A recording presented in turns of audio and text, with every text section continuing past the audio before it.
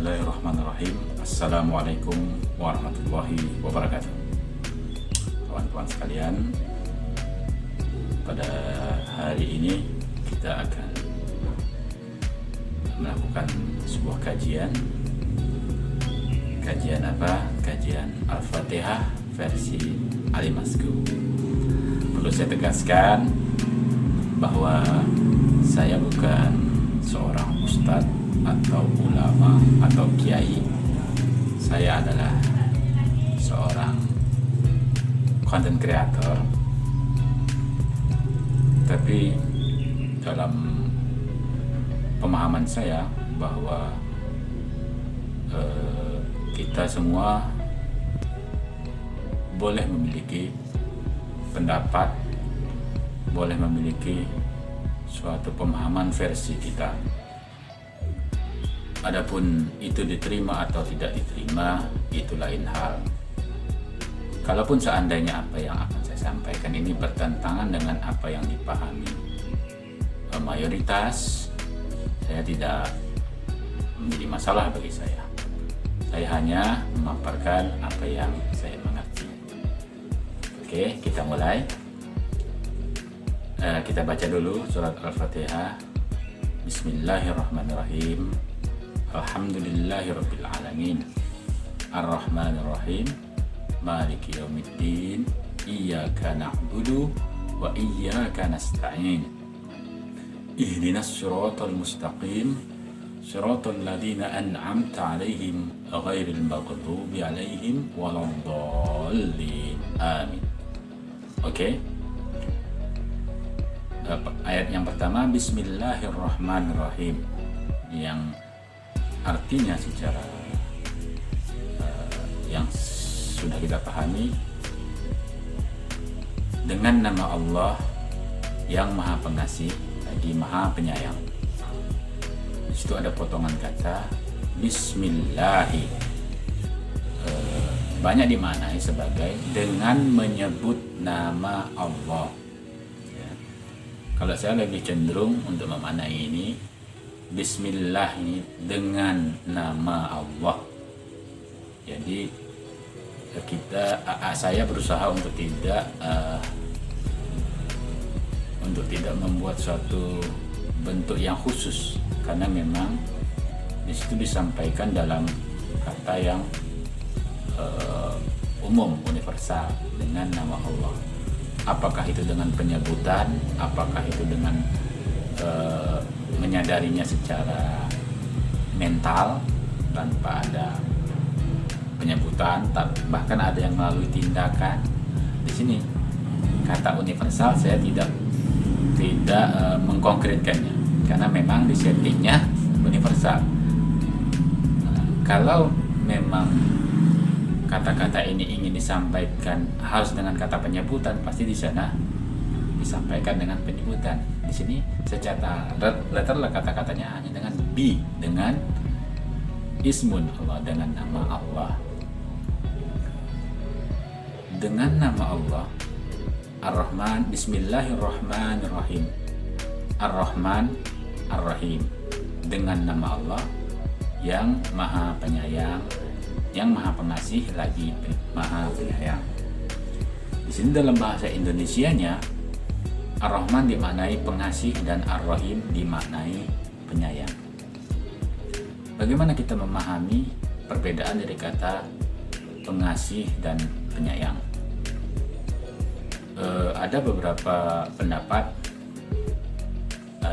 yang saya bisa terima dan masuk di pemahaman saya adalah bahwa Ar-Rahman ini adalah tentang rahmat yang meluas.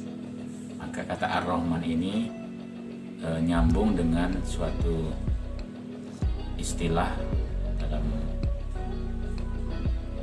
dalam pemahaman kita selama ini, yakni rahmatan lil alamin, yakni kasih bagi semesta alam.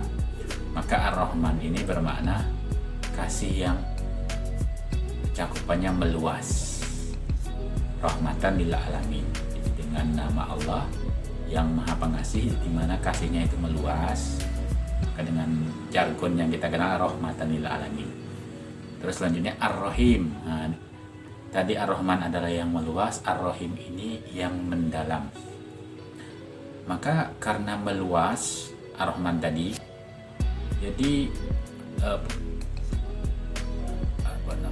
ibarat kata membagi sesuatu membagi kepada banyak penerima itu tidak khusus, umum ya. Maka Ar-Rahim ini adalah sesuatu yang khusus. Maka ada sebab yang istimewa. Apakah itu jalur prestasi, istilahnya kan?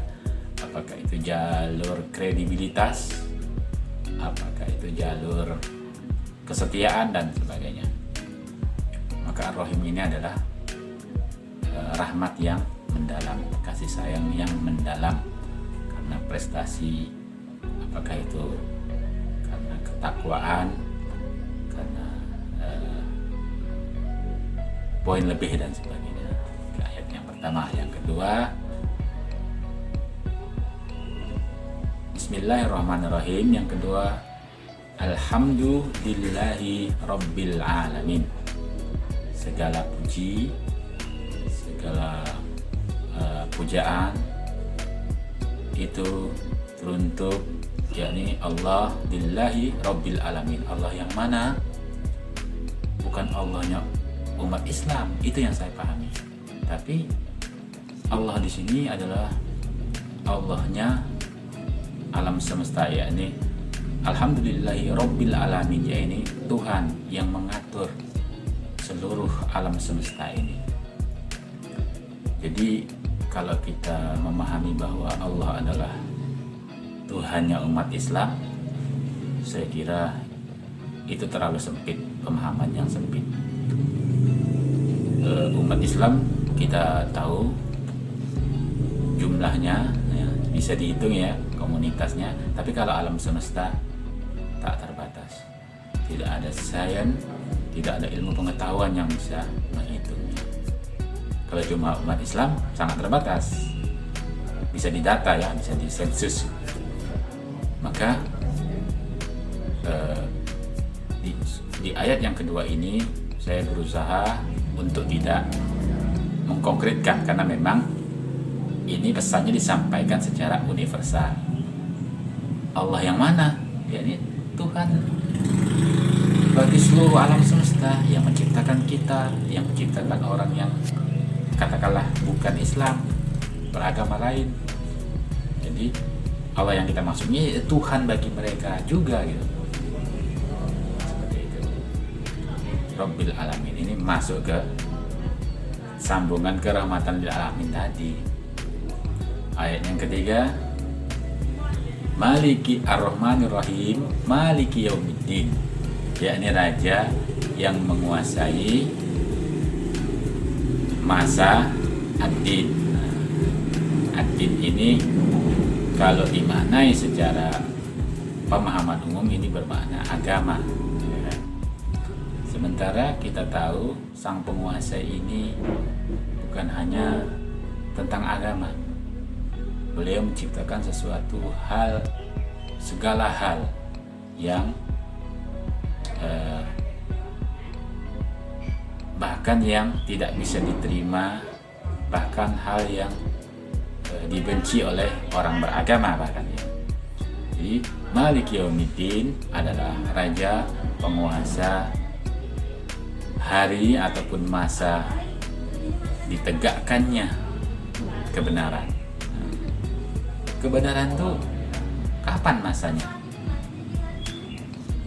Ya kalau menurut saya masa dari ditegakkannya kebenaran itu adalah ya sepanjang masa.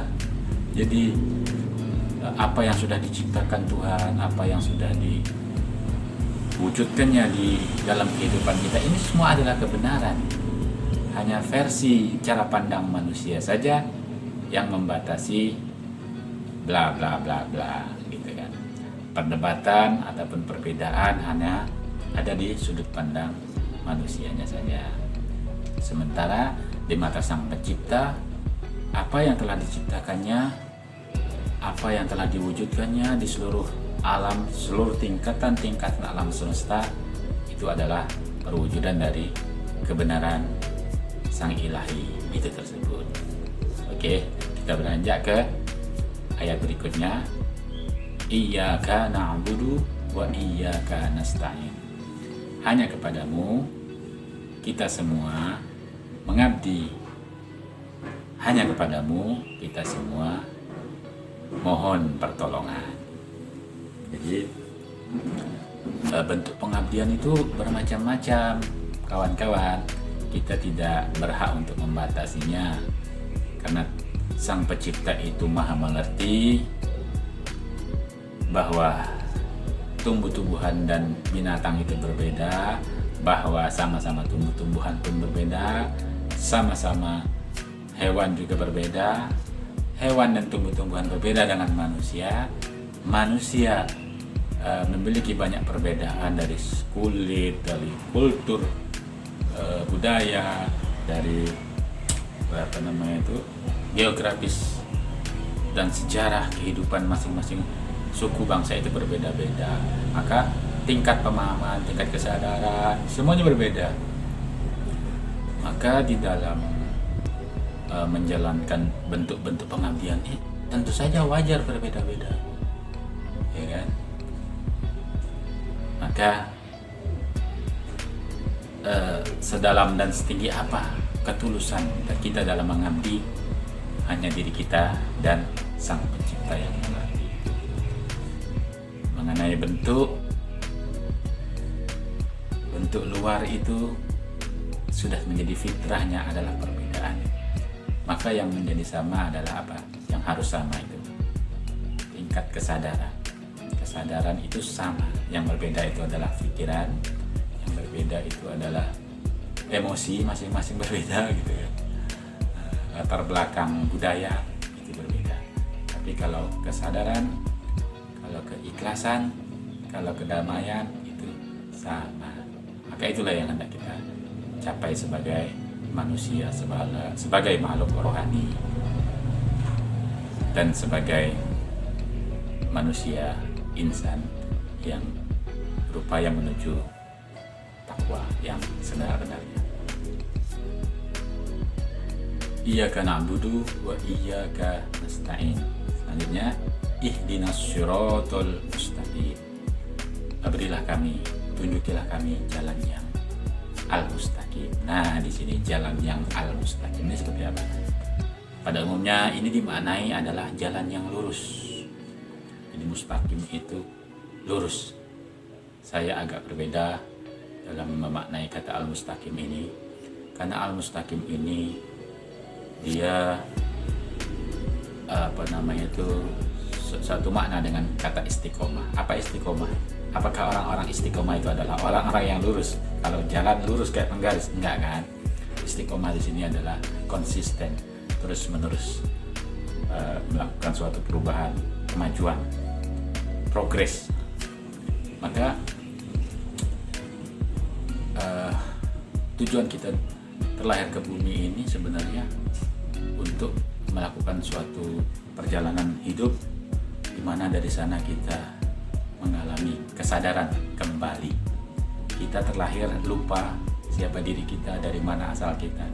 Maka dalam proses perjalanan kehidupan ini kita banyak belajar untuk kemudian menyadari siapa diri kita sebenarnya, lalu kita dengan lapang dada ikhlas kembali kepada asal muasal kita. Maka istiqomah di sini kalau dibikin suatu bentuk perjalanan itu adalah perjalanan melingkar. Karena kalau lurus kita malah bablas kemana nggak karuan kan. Maka al-mustaqim ini kalaupun dibikin bentuk itu adalah bentuk kemajuan yang melingkar. Bukan kembali kepada titik sekarang ini, kembali kepada asal muasal kita. Seperti itu. Ihdinas siratal mustaqim, siratal ladzina an'amta 'alaihim ghairil maghdubi alaihim waladdallin. Amin. Yakni jalan al-mustaqim ini yang mana?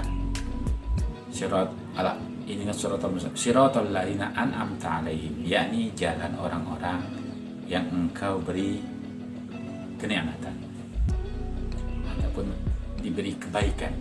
Maka kebaikan itu pastilah nikmat gitu. Maka kebaikan ini Allah tidak hanya memberikan kebaikan kepada suatu kaum saja. Tuhan memberikan kebaikan pada setiap makhluk. Tapi tentu di situ ada perimbangan juga, ada madorot yang mungkin terjadi kepada makhluknya. Jadi ada sifat Tuhan Ad-Dar, memberi mudarat. Maka kalau dikatakan siratal ladzina an'amta alaihim, jalan orang-orang yang diberi kenikmatan, kebahagiaan, ya ini bukan berarti menerima kebahagiaan tidak ada penderitaan yang diterima, tidak seperti itu. Artinya jalan mereka yang mana mereka menjalani kehidupan yang penuh sukadaya, suka duka, tawa dan air mata, dualitas kehidupan ini, tapi mereka menerimanya secara positif. Itulah nikmat, ya kan, positif. Panas bersyukur, dingin bersyukur, mendapat bencana alam, ya tetap berpikiran positif. Itulah orang-orang yang menerima nikmat kebahagiaan, karena hatinya selalu bahagia, lapang dada menerima segalanya. Ini bukan tentang kelompok, kawan-kawan. Menurut saya, walaupun ada sebagian ataupun sebagian besar memahami bahwa ini tentang nikmat agama tertentu, sehingga alladzina amanu dimaknai orang beragama Islam, gitu kan.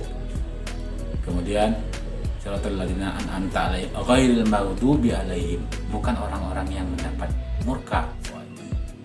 Banyak dipahami yang mendapat murka ini adalah orang-orang Nasrani, gitu kan. Al-maghdub yang siratal ladzina an'amta alaihim ghairil maghdub, bukan orang-orang yang mendapat murka. Waladhdallin, dan orang-orang yang tersesat, Yahudi. Seperti itu pemahaman. Kalau saya memahaminya, jadi orang-orang yang mendapat nikmat, orang-orang yang mendapat kemurkaan, orang-orang yang mendapat orang-orang yang tersesat itu ada di mana-mana. 3 level manusia itu. Kalau tidak percaya, amatilah. Bahkan di sebuah RT ada orang yang mendapat nikmat, ada orang yang mendapat murka, ada yang tersesat, seperti itu. Bahkan di kalangan hewan ada yang mendapatkan kenikmatan, ada yang kena murka, azab, gitu kan, ada yang tersesat. Seperti itu. Kita tidak bisa mengatakan bahwa sapi itu selalu mendapat nikmat, tidak bisa pukul rata. Bahwa kuda itu selalu tersesat, tidak bisa. Sama halnya dengan kelompok, sama dengan golongan. Dalam sebuah golongan itu 3 tipe manusia tadi ada di dalam situ. Ya, coba perhatikan. Di komunitas mana Anda berada, di negara mana Anda berada, agama apa yang Anda yakini, Anda peluk. Cek 3 level manusia, ada semua di situ. Artinya amin, semoga kajian kita, pembelajaran kita hari ini ada manfaatnya, terutama juga buat diri saya sendiri, mampu memantik kesadaran, dan kalau bisa memantik kesadaran bagi semuanya. Amin. Terima kasih. Wassalamualaikum warahmatullahi wabarakatuh.